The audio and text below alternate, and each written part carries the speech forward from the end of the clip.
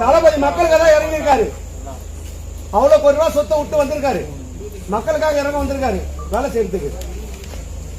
நாங்க வந்து இங்க வரோம்னா நைட்ல வந்து அவருக்கு ஆதரவு தான் நாங்க வந்து இருக்கணும் சொல்லி காட்டுறோம்ல. எங்களுக்கு குடும்பம் பாதுகாப்பு எங்க மக்கள் குத்துறோம்ல. எங்க மக்கள் அது தளபதி எங்க மக்கள்ன்ற தளபதி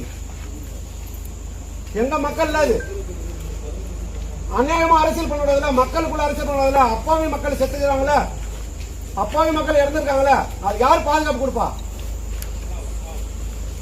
தளபதி மேல வரக்கூடாதுல எந்த பள்ளியும் எல்லாம் பார்த்துதான் இருக்காங்க. தமிழ்நாடு மக்கள் ஃபுல்லாவே பார்த்துதான் இருக்காங்க. இது உண்மையா பொய்யான்ட்டு